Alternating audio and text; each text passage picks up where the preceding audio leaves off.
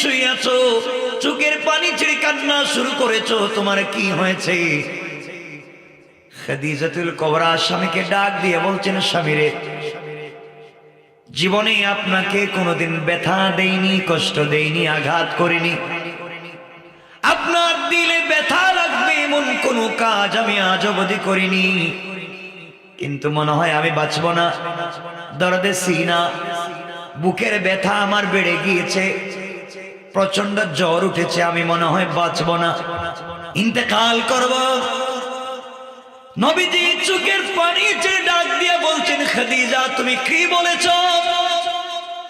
দুনিয়ার জমিন থেকে তুমি যদি বিদায় নিয়ে চলে যাও, আমার যে কোনো অভিভাবক দুনিয়ার জমিনে নাই, মা দুনিয়ার জমিনে নাই, বাবার চেহারা পর্যন্ত জীবনে কোনোদিন দেখলাম না, আমার কোনো ভাই নাই দুনিয়ার জমিনে, আমার কোনো বোন নাই, তোমার সম্পত্তি দ্বীনের রাস্তায় আমি ব্যয় করে দিয়েছি, মক্কার অলিতে গলিতে দ্বীনের দাওয়াত দিতে যাওয়ার পরে মক্কার কোন মানুষ আমার দিকে তাকাইয়া কথা পর্যন্ত বলতে পারে না, কারণ মক্কার সবগুলা মানুষ খাদিজার টাকা দিয়ে বিজনেস করে। খাদিজা তুমি ইন্তেকাল করবা, কি বলছো? দর্দে সিনা বেড়ে গিয়েছে, আল্লাহর রাসূল মাথায় হাত দিয়ে দেখেন খাদিজার জ্বর উঠে গিয়েছে, প্রচন্ড গরম মাথা, চোখের পানি ছেড়ে ডাক দিয়া বলছেন, স্বামী আর বাঁচব না, যদি মরে যাই শুধু দিলের ভিতরে ব্যথা নিয়ে যাচ্ছে, আপনাকে কার কাছে রেখে যাব? কে আপনাকে দেখবে? এই দুনিয়ার জমিনে আপনার ঘরে আমি আসার পরে কোনদিন আপনাকে নিজের হাতে খেতে দেইনি, আমি খাদিজা আমার হাত দিয়ে আপনাকে খাইয়ে দিয়েছি। স্বামীরে আপনাকে কোনদিন গোসল করতে দেইনি, আমি খাদিজা নিজের হাত দিয়ে আপনাকে গোসল করিয়ে দিয়েছি। পড়েন সুবহানাল্লাহ। আমার স্বামী দুনিয়ার জমিনে আপনাকে তো ভালোবেসেছি, মক্কার জমিনে আপনার দুশমনের অভাব নাই, কোথায় আপনাকে রেখে যাব, কার কাছে রেখে যাব? এই চিন্তা করে আমার ঘুম হচ্ছে না, আমি যেন মরে যাব। হঠাৎ করে বুকের মধ্যে হাত দিয়ে চোখের পানি ছেড়ে দিলেন, যেন আওয়াজ হচ্ছে না, ইশারা করে আমার নবীকে ডাকলেন, বিশ্ব নবী কাছে চলে গেলেন। খাদিজাতুল কুবরা নবীজির হাতটাকে চুম্বন করে বুকের সঙ্গে জড়ায়া ডাক দিয়া বলছেন, স্বামী দুনিয়ার জমিনে আপনার কাছে আমি কোনোদিন কিছুই চাই নাই, গাড়ি চাই নাই, বাড়ি চাই নাই, ধন দৌলত কিছুই চাই নাই, ইন্তেকালের আগে স্ত্রী হিসেবে স্বামীর কাছে আমি কয়েকটা আবদার করতে চাই, আপনি কি আমার আবদারগুলো পুরা করতে পারবেন? আমার নবীজি চোখের পানি ছেড়ে ডাক দিয়ে বললেন, খাদিজা আজকের দিনে তুমি জীবন্ত আমি মুহাম্মাদের কলিজা পর্যন্ত তোমার জন্য যদি দিতে হয়, তুমি দ্বীনের জন্য যে কষ্ট সহ্য করেছো, দ্বীনের জন্য তুমি যে স্যাক্রিফাইস করেছো, আমার যদি কলিজা দিতে হয় আমি বিশ্ব নবী তা দেওয়ার জন্য রাজি আছি। পড়েন সুবহানাল্লাহ। আমার বন্ধুগণ, এক পর্যায়ে খাদিজাতুল কুবরা বিশ্ব নবীকে ডেকে, স্বামীরে চলার পথে হয়তো অনেক আঘাত করেছি, কথা মতো আমি চলতে পারি নাই, আপনার কথা মতো চলতে পারি নাই, অনেক ইনসাফের উল্টা চলেছি, আমানতের খেয়ানত হয়তো করেছি, স্বামী হিসেবে আপনার কাছে ক্ষমা চেয়ে আপনি ক্ষমা করে দেন। আমার নবী ডেকেই বললেন, খাদিজা তুমি আমার জন্য যা করেছো স্বামী হিসেবে তোমার জন্য কিছু করতে পারি নাই, আল্লাহর কাছে আমি দোয়া করে দিলাম, আল্লাহ তাআলা কিয়ামতের দিনে আমাকে প্রথম যখন কবর থেকে তুমি উঠাবা, পৃথিবীর কোনো মানুষ পর্যন্ত উঠাবেন না, সর্বপ্রথম তুমি যার সঙ্গে আমাকে দেখা করাবা তার নাম যেন হয়ে যায় হযরতে খাদিজা। সবাই পড়েন না সুবহানাল্লাহ। কেমন ভালোবাসা ছিল, কেমন মহব্বত স্বামী স্ত্রীর, এটাও বোঝানোর উদ্দেশ্য না, বোঝানোর উদ্দেশ্য ওরা ফানা লেখা জিক্র। আপনারা এটাই মাথায় রাখবেন।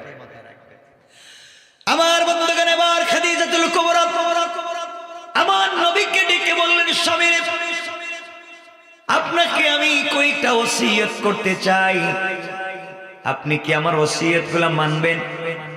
খাদিজাতুল কুবরার কথায় নবীজি বলছেন, খাদিজা বলো, কোনো আপত্তি নাই। এবার খাদিজাতুল কুবরা বলছেন, বিশ্ব নবীকে, আমার স্বামী, আপনার কাছে জীবনে আমি কিছুই চাই নাই। আমি যখন ইন্তেকাল করব, ইন্তেকাল করবার পরে অনেকে আসবে, অনেক মহিলা আসবে, আমার মেয়ে ফাতেমা আসবে আমাকে গোসল করাবার জন্য। জীবনে সারা জিন্দেগি ভর আপনাকে গোসল করিয়েছি, আমার কাপড় দিয়ে আপনার শরীর মুছে দিয়েছি। আমি যখন ইন্তেকাল করব, দুনিয়ার কোন মানুষকে দিয়ে আপনি আমার গোসলের ব্যবস্থা করবেন না। স্বামীরে, আমার জীবনের শেষ গোসল যদি আপনার হাত দিয়ে আমাকে করাইয়া দে, আমার বিশ্বাস কবরের ভিতরে ফেরেশতারা আঘাত করবে না। বিশ্বনবী বলছেন, খাদিজা রে, আবার হাত দিয়ে গোসল করিয়ে দিলি তোমার কি হবে আমাকে একটু বলো।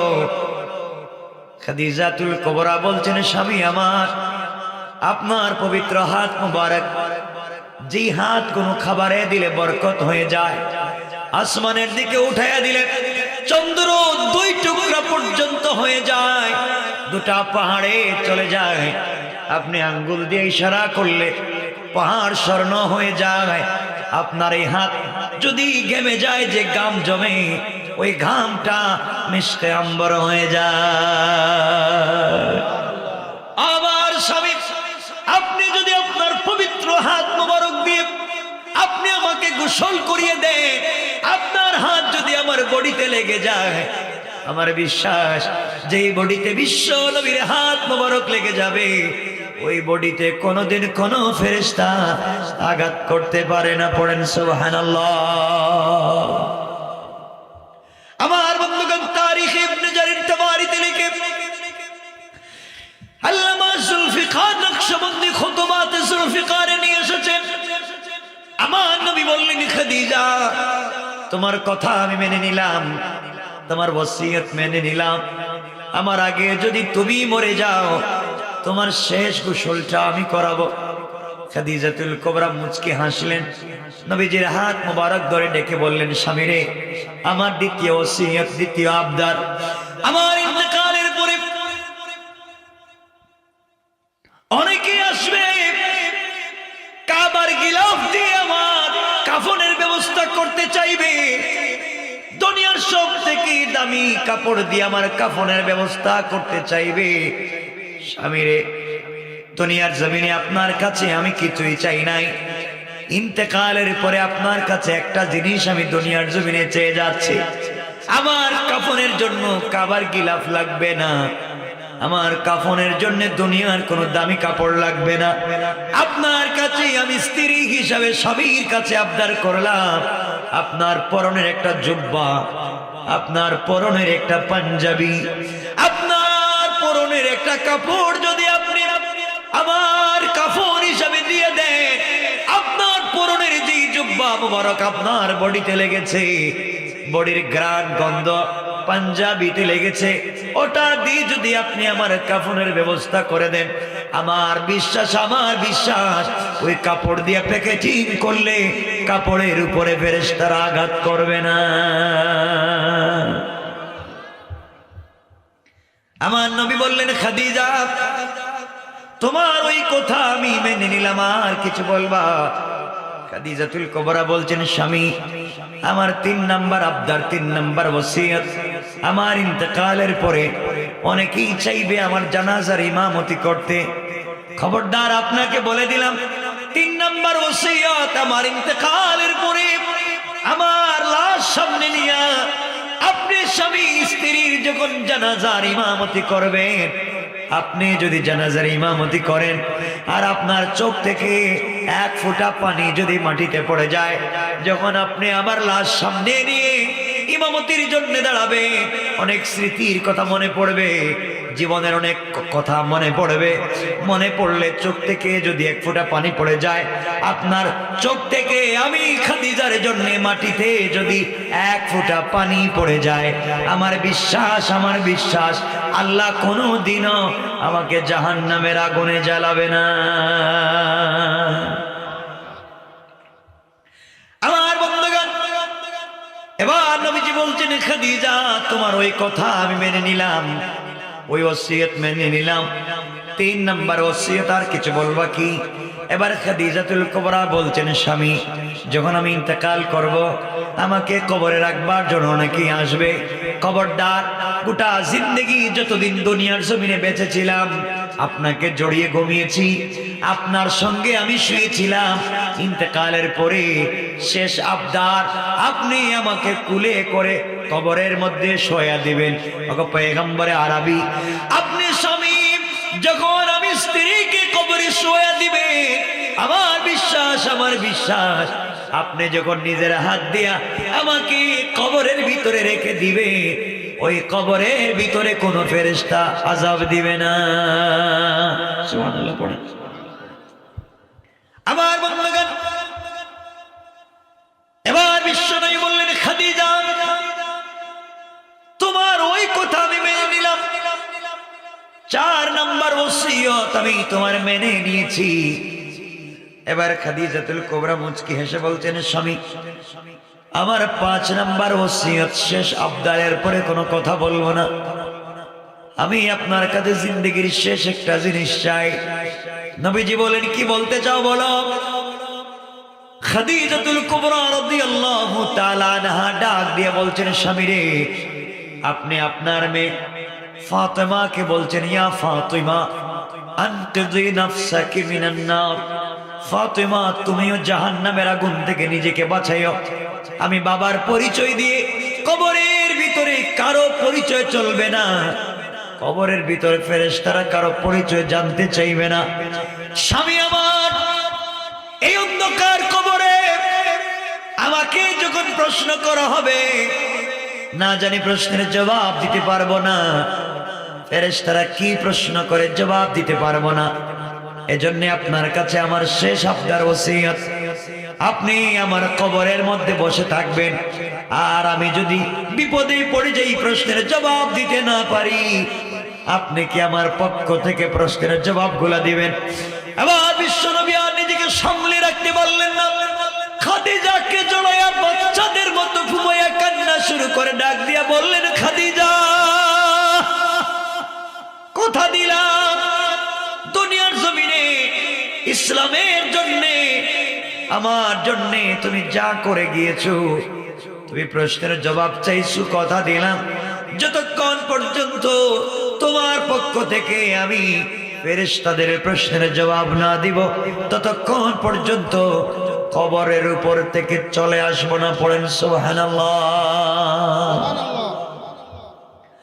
আমার বন্ধুগণ, কষ্ট হচ্ছে আপনাদের? বৃষ্টি তো থেমে গেছে, কষ্ট হচ্ছে না তো? এখন একটু হাত দেখেন তো, কার কার কষ্ট হচ্ছে? একই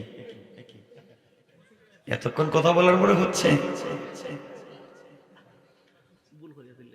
আমার বন্ধুগণ, আপনাদের ভালোবাসা আসছে। আচ্ছা, এই যে অবস্থা আপনাদের,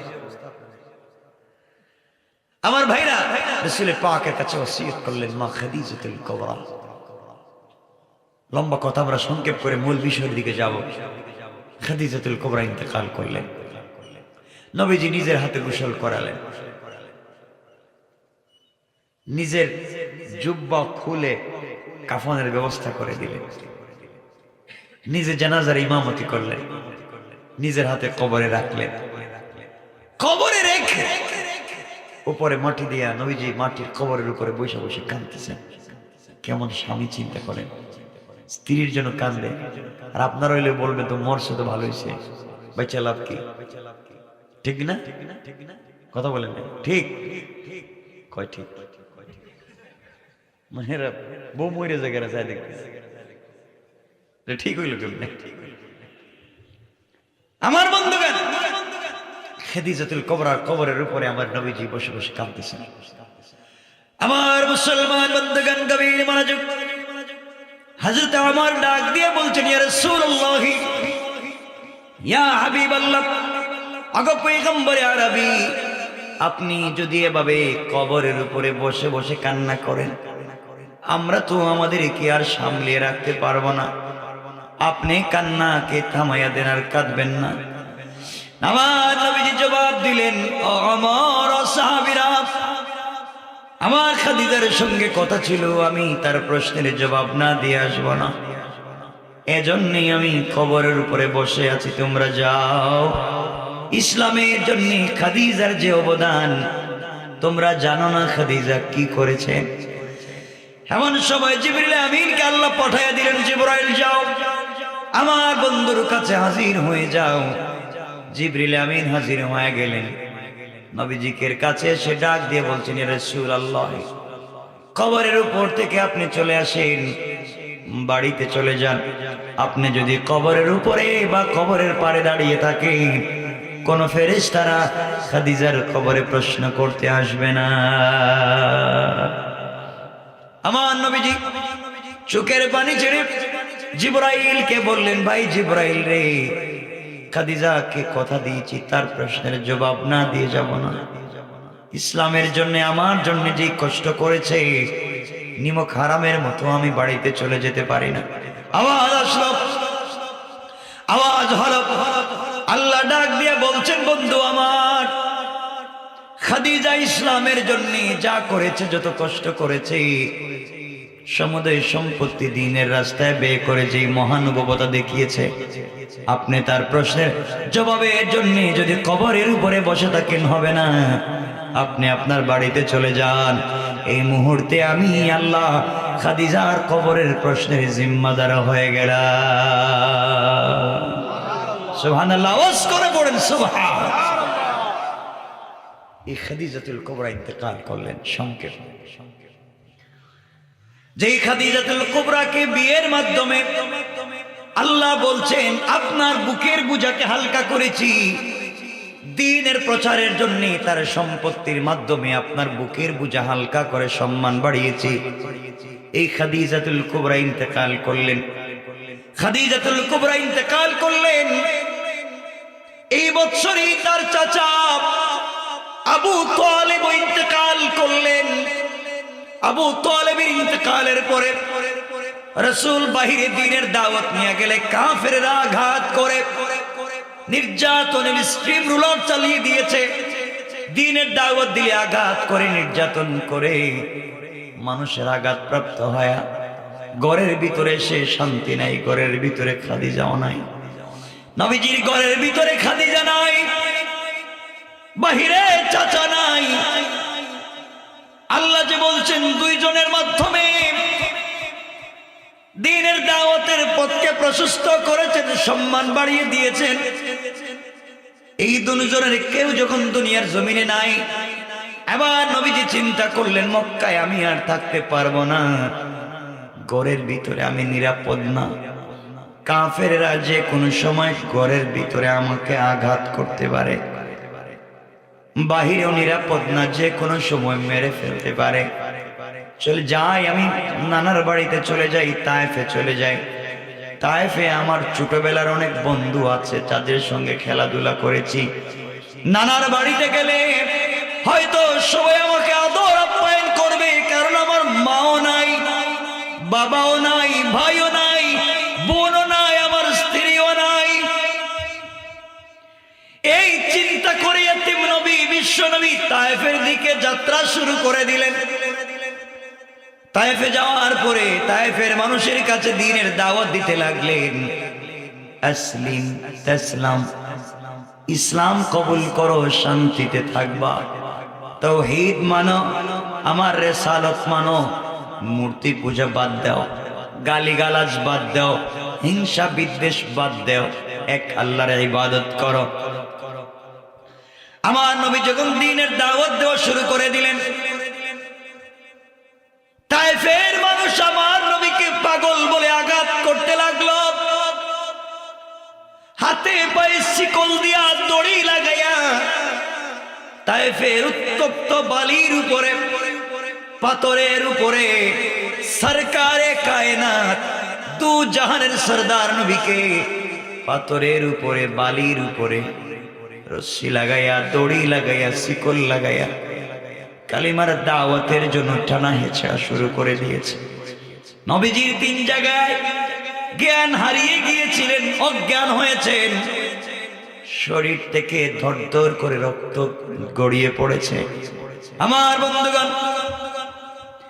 এত বেশি শরীর থেকে রক্ত ঝরেছে। নবীজি সঙ্গে ছিলেন হযরত যায়েদ। যায়েদকে আমার নবীজি বলতেন, যায়েদ রে, তোমার কাছে যদি কোনো কাপড় থাকে, কাপড় দিয়ে আমার রক্তগুলাকে মুছে দাও। 1 ফোঁটা রক্ত যেন তায়েফের মাটিতে না পড়ে।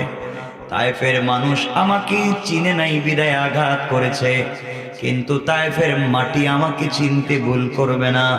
যদি 1 ফোঁটা শরীর থেকে রক্ত মুবারক তায়েফের মাটিতে পড়ে যায়, সাথে সাথে দুনিয়া কিয়ামত কায়েম হয়ে যাবে।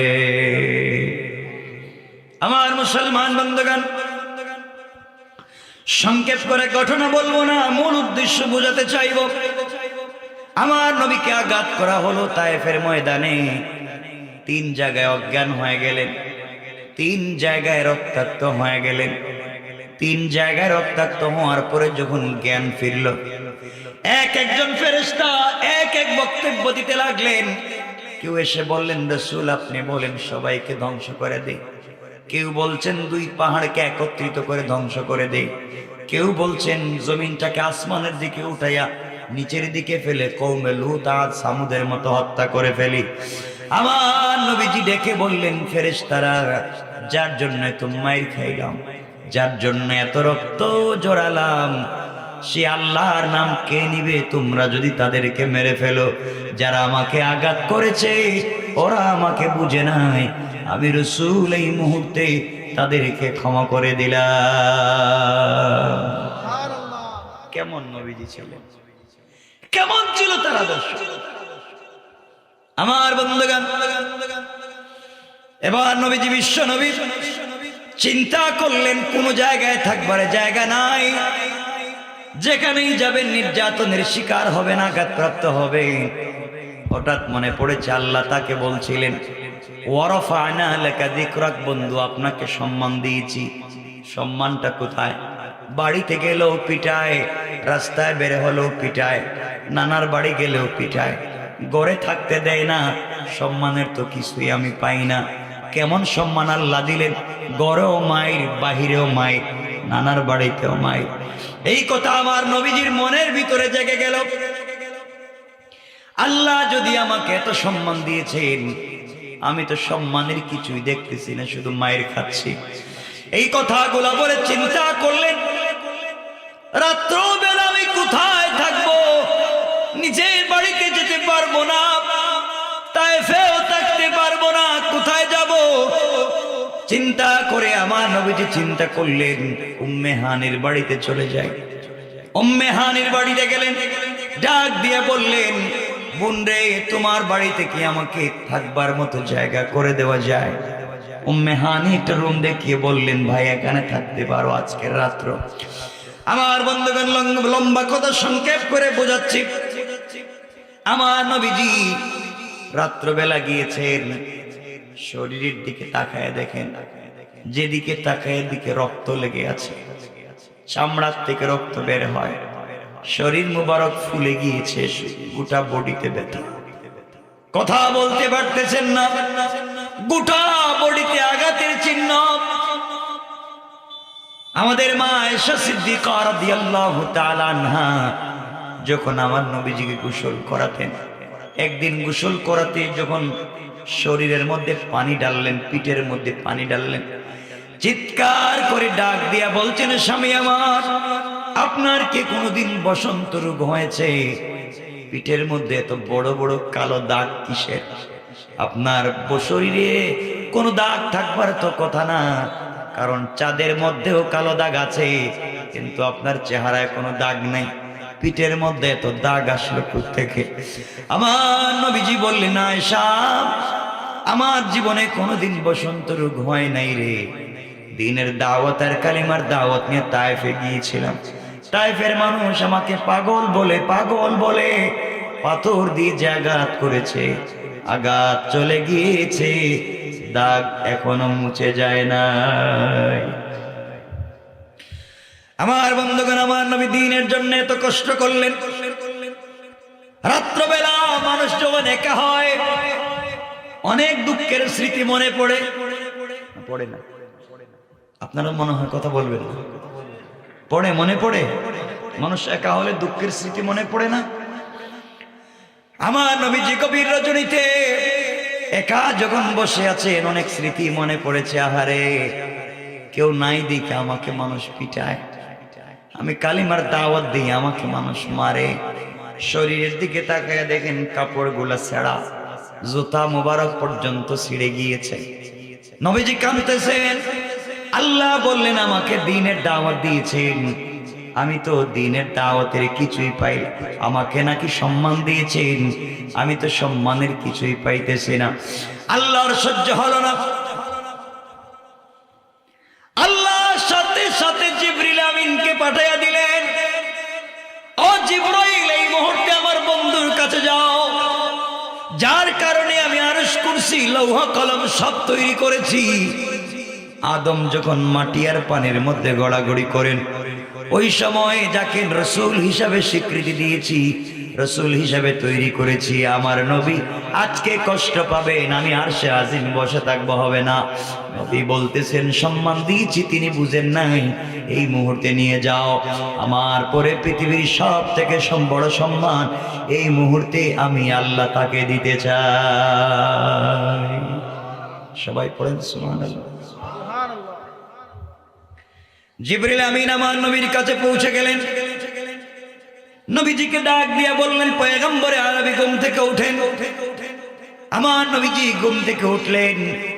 জিবরিল আমিন বলছেন, ইয়া রাসূলুল্লাহ, আর কাঁদবেন না, আর মনে ব্যথা নিবেন না, মনের ভিতরে আর দুঃখ নিবেন না, সব দুঃখ দূর হয়ে যাবে, চলেন আপনাকে নিয়ে যাই হাতিমে কাবায়।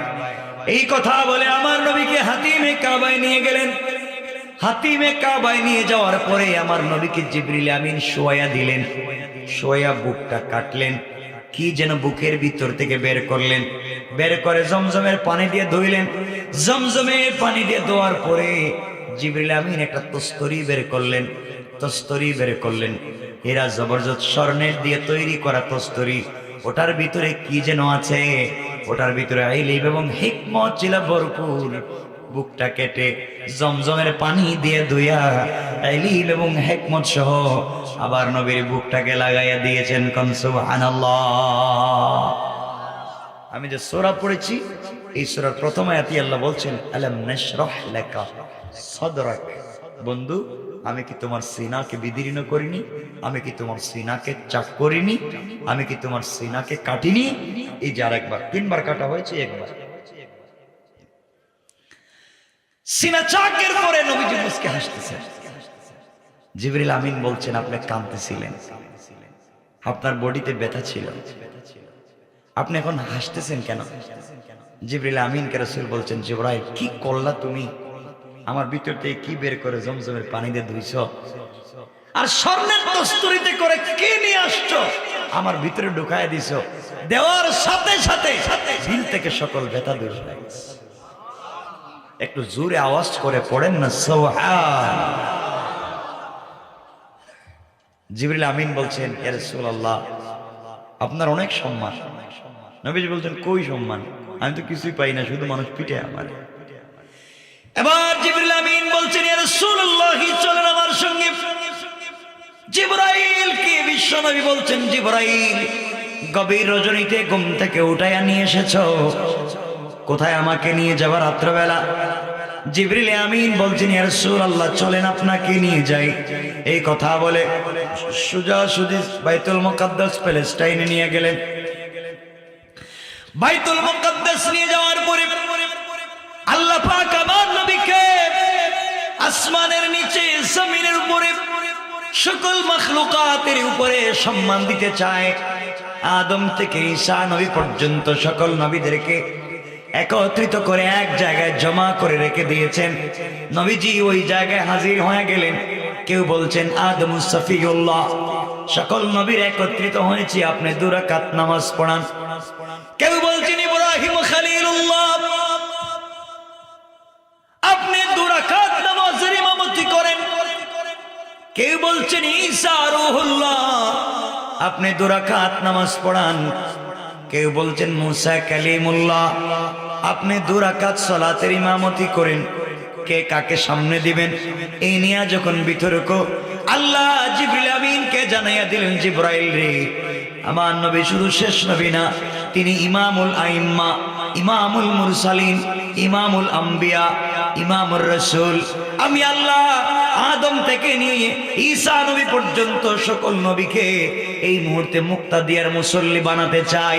আর আজকের ইমামতি করবেন আখেরি জামানার নবী, সরকারে কায়নাত নবী, দু জাহানের সরদার নবী, বিশ্ব নবী মুহাম্মদুর রাসূলুল্লাহ সাল্লাল্লাহু আলাইহি ওয়াসাল্লাম। এই মুহূর্তে সকল নবীদের সামনে দাঁড়িয়ে ইমামতি করার মাধ্যমে আমি আল্লাহ সকল নবীর উপরে তাকে সম্মান দিতে চাই।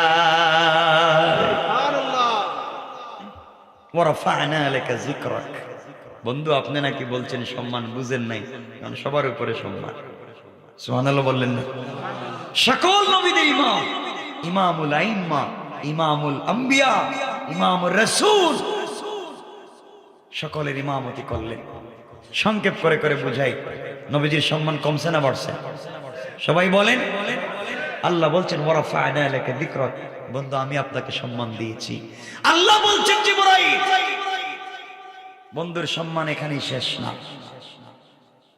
যাকে উপলক্ষ করে গোটা দুনিয়া সাজাইছি, যার নামের ডিজাইনার স্ট্রাকচার দিয়ে গোটা দুনিয়ার ডিজাইন করেছি, যার জন্য আরশে আজিমকে আমি আল্লাহ সুন্দর করে তৈরি করে রেখেছি, আজকের বিশ্ব নবীকে সম্মান দিতে চাই, তুমি তাকে নিয়ে আসো আমার কাছে। সুবহানাল্লাহ, সুবহানাল্লাহ আওয়াজ করে বলেন না সুবহানাল্লাহ। বিশ্ব নবী জিবরিল আমিনের সঙ্গে জিবরাইল বলছেন, ইয়া রাসূলুল্লাহ চলেন না, আপনি নাকি সম্মান পান নাই, এখন স্বয়ং আল্লাহ আপনাকে সম্মান দিতে চায়, আপনাকে নিয়ে চলবো ঊর্ধ্ব গগনে, আসমানের দিকে চলেন না আমার সাথে। নবীজি আবার মুচকে মুচকে হাসতেছেন আর বলছেন, জিবরাইল এত সম্মান তো পাইলাম, সবার ইমামতি করলাম, আর কি দরকার, চলেন না, আপনি কিছু বুঝেন আর নাই বুঝেন। আল্লাহ বলছেন আপনাকে নিয়ে যাওয়ার জন্য। কোথায় আমারে নিয়ে যাইবা? আপনাকে 7 আসমান পার করাইয়া, সিদরাতুল মুনতাহা পার করাইয়া, জান্নাত পার করাইয়া আপনাকে আমি নিয়ে যাবো আরশে মুআল্লায়। না সুবহানাল্লাহ এই বছর বাদ দিয়ে দেন, আওয়াজ করে পড়েন না সুবহানাল্লাহ। আল্লাহ তুমি এত দূরে আমারে নিয়ে যাইবা, আমার আয়েশা ইমামতি করতে দিব, আমারে যদি ফজরের নামাজে না পায় তাহলে তো পাগল হয়ে যাবে। রাসূলুল্লাহ টেনশন করবেন না, আপনাকে যে বিছানা থেকে নিয়ে যাচ্ছি, আয়েশা দেখবে বিছানা ঠিকই আগের মতো গরমই আছে। আল্লাহু আকবার, সব ঠিক আছে। ওয়ারাফা'না লাকা যিকরাক, আপনার মুআজিজা, আপনার সম্মান দেখাতে চাই। আমার মুসলমান বন্ধুগণ গভীর মনোযোগ।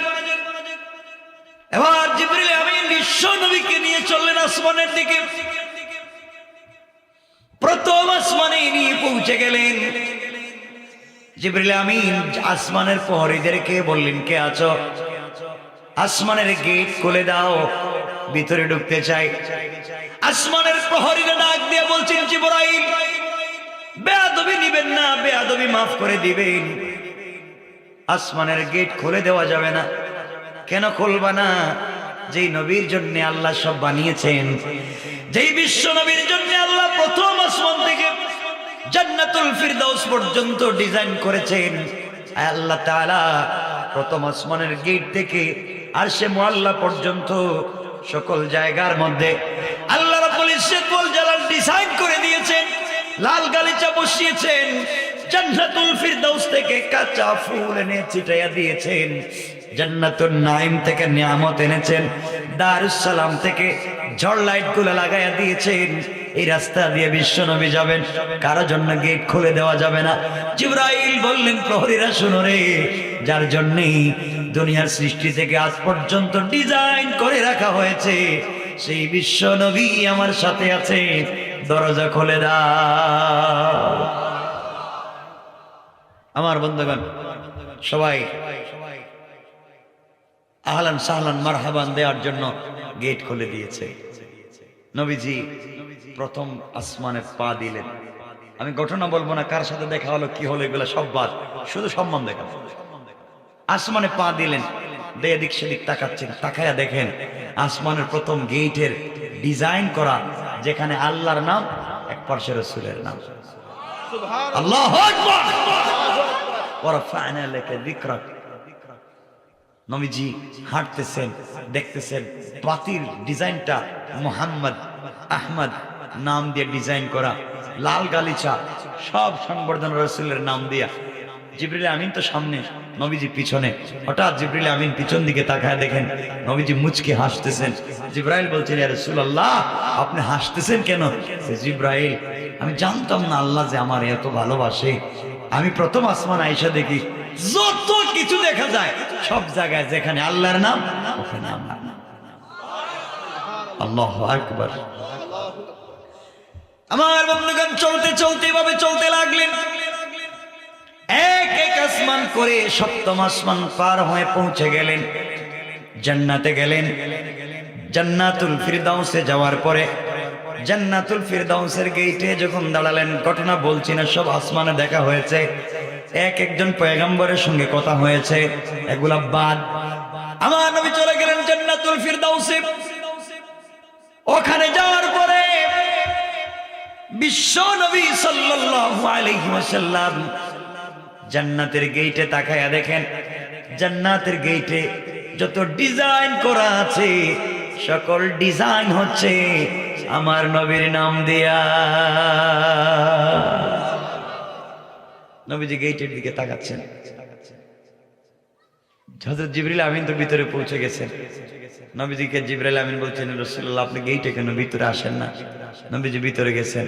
জিবরাইল বলছেন, এটা আপনার আবু বকরের বাড়ি, এটা ওমরের বাড়ি, এটা ওসমানের বাড়ি, এটা আলীর বাড়ি। নবীজি ওগুলা দেখাচ্ছেন, নবীজিকে দেখাচ্ছেন জিবরিল আমিন একটা একটা করে। নবীজি তাকাচ্ছেন, এক বাড়ি থেকে আরেক বাড়ি সুন্দর, কিন্তু যত বাড়ি দেখা যায়, যত গেটই দেখা যায়, সকল গেটের ডিজাইন করা আমার নবীর নাম দিয়া। ওয়া রাফা'না লাকা যিকরাক। সম্মান দিয়েছেন কে? আওয়াজ করে বলেন কে? আল্লাহ যদি কাউকে সম্মান দিতে চায়, এই সম্মান কি কেউ নষ্ট করতে পারে? বলেন না পারে?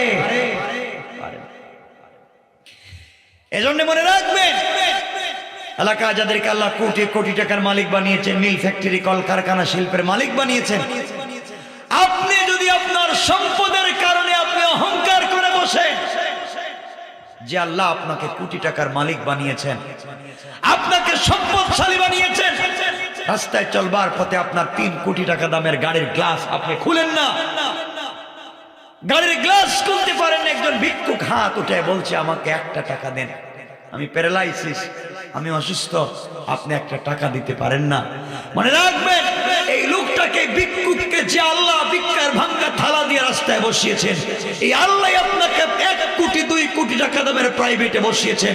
আপনিও যদি অহংকার করেন, আমার আল্লাহ চাইলে এই ভিক্ষুকের হাত থেকে ভিক্ষার ভাঙ্গা থালা ফেলে দিয়া তাকে প্রাইভেটে বসাইয়া আপনার হাতে ভিক্ষার ভাঙ্গা থালা ধরাইয়া রাস্তায় নামাইয়া দিতে 1 মিনিটও দেরি হবে না। পারবেন না আল্লাহ?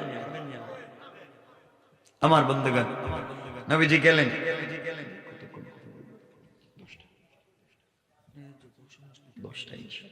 লম্বা করবো না, আলোচনা অনেক লম্বা, বেশি লম্বা করবো না, আমাকে যেতে হবে কক্সবাজার, চিটাগাং। আমার মুসলমান বন্ধুগণ, গভীর মনোযোগ। আমার নবী জান্নাতুল ফিরদাউসে গেলেন, যাওয়ার পরে শুনেন হঠাৎ করে আমার নবীজি তার সামনে দিয়ে যেন কে হেঁটে যায়। জিবরিল আমিনকে বলছেন, জিবরাইল বলো তো আমার আগেই তো জান্নাতে কেউ আসছে কি? জিবরাইল বলছেন, ইয়া রাসূলুল্লাহ কেউ আসে নাই। তাহলে বলো কার পায়ের আওয়াজ শোনা যায়?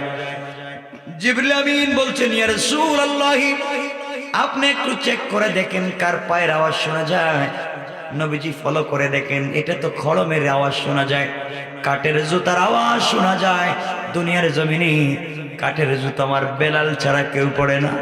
আমার নবীজি বললেন, ও জিবরাইল, এটা তো আমার কালো সাহাবী হাবশী গোলাম কৃতদাস, বেলালের পায়ের আওয়াজ শোনা যায়।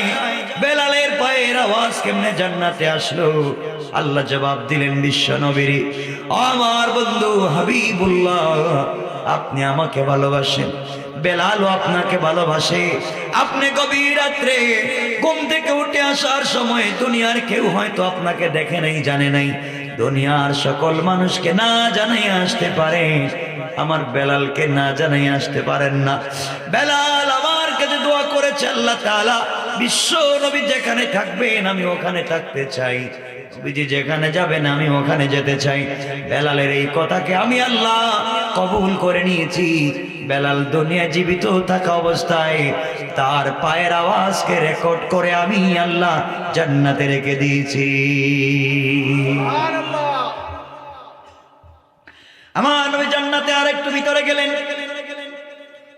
আখরাজান নাসাই মিন তরিক যুহরি আন উরওয়া আন আয়েশা রাদিয়াল্লাহু তাআলা আনহা قالت قال رسول الله صلى الله عليه وسلم دخلت الجنة فسمعت قراءة فقلت من هذا فقيل حارثة بن النعمان فقال رسول الله صلى الله عليه وسلم كذلكم البر وكان برا بأمه।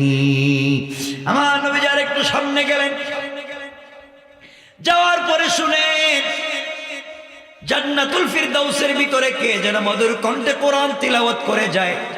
নবীজি জিবরাইলকে বলছেন, জিবরাইল, জান্নাতের ভিতরে এত সুন্দর করে কোরআন শরীফ পড়ে কে আমার আগে কেউ আসছে নাকি?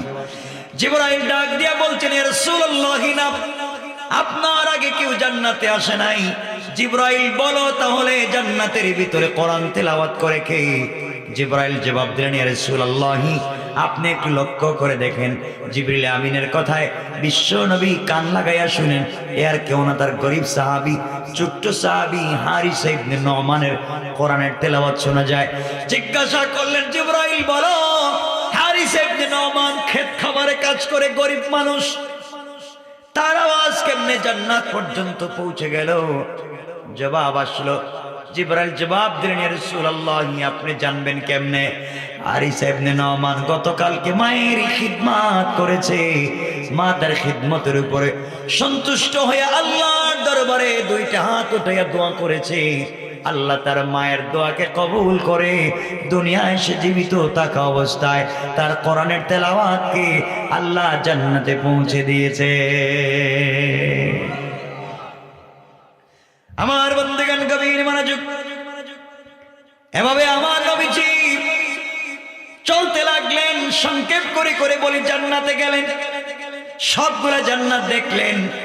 ইসরাফিলের অফিসে গেলেন, ইসরাফিলকে সালাম দিয়েছিলেন। ইসরাফিল প্রথমে জবাব দেন নাই। এরপরে আজরাইলের অফিসে গিয়েছেন, কথা বলেছেন। ওখানে আজরাইলের বিশাল বড় অফিস, সবার নাম বাবার নাম লেখা আছে। আমার বন্ধুগণ সব থেকে বের হলেন, জাহান্নামে দেখলেন। লম্বা ঘটনা, সব জায়গা থেকে বের হয়ে সিদরাতুল মুনতাহায় গেলেন। সিদরাতুল মানে বড়ই গাছ, কুল গাছ। মুনতাহা মানে শেষ প্রান্তরের ইন্তেহা, সৃষ্টির শেষ প্রান্তরে একটা বড়ই গাছ আছে। নবীজি বলেন, এক একটা বড়ই 10 থেকে 70 মণ ওজন। আসতে বললেন সুবহানাল্লাহ। এক একটা পাতা হাতির কানের চাইতে বড়। আল্লাহু আকবার। জিবরিল আমিন রাসূলের পাককে ওখানে নিয়ে গেছেন সিদরাতুল মুনতাহায়, সৃষ্টির শেষ প্রান্তরের বড়ই গাছের নিচে। নবীজি ওখানে গেছে, জিবরাইল দেখাচ্ছেন, দেখেন এই যে গাছ, এই যে সব। নবীজি গাছের পাতায় হাত দিয়া এতটুকুন হাসলেন, নবীজির মুখের সামনের দাঁত মুবারক বের হয়ে গেল, হাসির আওয়াজ হলো। জিবরাইল বলছেন, ইয়া রাসূলুল্লাহ, আপনাকে কান্নারত অবস্থায় ঘুম থেকে উঠে নিয়ে আসছি, আপনি তো হাসতেছেন। বলতেন, জিবরাইল জানিস না, আল্লাহ যে আমাকে এত ভালোবাসতেন আমি জানতাম না। গাছে আইসা দেখি গাছের পাতায় হাত দিয়া, গাছের কাঁচা পাতায়ও এক সাইডে আল্লাহর নাম, অপর সাইডে আমার নাম। সুবহানাল্লাহ, আল্লাহু আকবার, আল্লাহু আকবার। ওয়া রাফা'না লাকা যিকরাক। সম্মান দিয়েছেন কে? আওয়াজ করে বলেন কে? আমার বন্ধুগণ, বিশ্বনবী দেখতে লাগলেন এই সিদরাতুল মুনতাহা একটা কঠিন ইতিহাস আছে, কঠিন একটা ইতিহাস আছে সিদরাতুল মুনতাহায়। এটা বললে আলোচনা অন্যদিকে চলে যাবে। আশ্চর্য একটা ঘটনা আছে, যে ঘটনা 4 ধরনের হয়ে থাকে। আমরা সেদিকে যাব না। সিদরাতুল মুনতাহায় বিশ্বনবী, আবার জিবরিল আমিন বলছেন, ইয়া রাসূলুল্লাহ, ইয়া হাবিবাল্লাহ, পয়গম্বরে আরবি, বেয়াদবি মাফ করবেন, আপনার সঙ্গে কিছু কথা বলতে চাই। নবীজি বলছেন, জিবরাইল কি বলতে চাও? জিবরাইল বলছেন, ইয়া রাসূলুল্লাহ, আপনার মন তো এখন আগের চাইতে ভালো, ফুরফুরে মিজাজের, হাসি খুশি সব ভুলে গিয়েছে। কোথায় ছিলেন? জমিনে। আসছেন সিদরাতুল মুনতাহায়। আমার নবী বলছেন, জিবরাইল, আমার আল্লাহ আমাকে তো ভালোবাসে, এত সম্মান দিয়েছে, আমি জানতাম না এত ভালোবাসেন। আবার জিবরাইল বলছেন, ইয়া রাসূলুল্লাহ, এই যে আমার পাসপোর্টে ভিসা আছে, পাসপোর্টের মেয়াদ আছে, ভিসার মেয়াদও আছে, কিন্তু আপনি যেই রাস্তা দিয়ে যাবেন এই রোড পারমিট আমার কাছে নাই, আমি রাস্তা দিয়ে যেতে পারবো না, আপনাকে ওখানে দাঁড় করে রেখে দিলাম। আমি এখান থেকে আপনার কাছ থেকে বিদায় নিতে চাই, সামনে আর যেতে পারবো না। সামনে আমি গেলে আমার 600 নূরে ডানা জ্বলে পুড়ে সারখার হয়ে যাবে, কিন্তু আপনি গেলে সম্মান বেড়ে যাবে। আমার বন্ধুগণ, বিশ্বনবী বলছেন, জিবরাইল রে কি বলছো?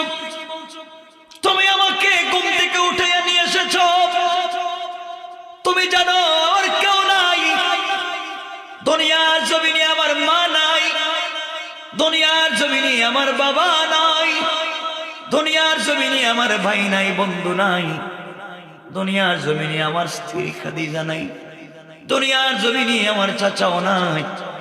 তুমি আমাকে সিদরাতুল মুনতাহায় এনে গাছের নিচে বসায় রেখে চলে যাও, একা একা আমি কোথায় যাব? রাস্তাঘাট তো চিনি না। এবার জিবরাইল বলছেন, পয়গম্বরে আরবি, এখান থেকে আরশে মুআল্লা পর্যন্ত স্পেশাল একটা লাল গালিচার রাস্তা আমার আল্লাহ নিজের কুদরতের হাত দিয়ে তৈরি করেছে।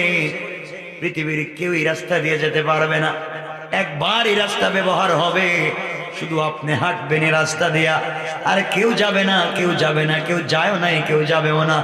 এই রাস্তায় আমি উঠতে পারবো না। ওখান থেকে স্বয়ং আল্লাহ রাব্বুল ইজ্জতুল জালাল আপনাকে সংবর্ধনা দিয়া, সম্মাননা দিয়া, ইস্তিকবাল দিয়া আরশে আজিমে নিয়ে যেতে যায়। আগামী বিশ্বনবী, বন্ধুর ব্যাপার, প্রেমিক আর প্রেমিকের ব্যাপার, ওখানে আমাকে আল্লাহ রাখতে চায় না, তৃতীয় কাউকে রাখতে চায় না, সে আর আপনি ছাড়া কাউকে সেখানে এলাও করে না। এই জন্য আমি আপনাকে ওখানে রেখে গেলাম, আমার নির্দেশ, বন্ধুকে ওখানে রেখে যাও। ওখান থেকে এখন সম্মান জানায়া আর শাজিমে নিয়ে যাবেন স্বয়ং আল্লাহ। আল্লাহু আকবার। কষ্ট হচ্ছে আপনাদের? ওয়ারাফা'না লাকা যিকরাক, ওই একটা আয়াতই বলবো যতক্ষণ কথা বলছি, ওয়ারাফা'না লাকা যিকরাক। আমাদেরকে তাফসীর শিখতে হবে। আমার বন্ধুগণ, সম্মানটা দিলেন কে? নবীজি গাছের গোড়া একা একা একা। জিবরাইল আসেন? বলে না। একা হলে কি হয়? দুঃখের কথা মনে হয়। মানুষ যখন দেখবেন,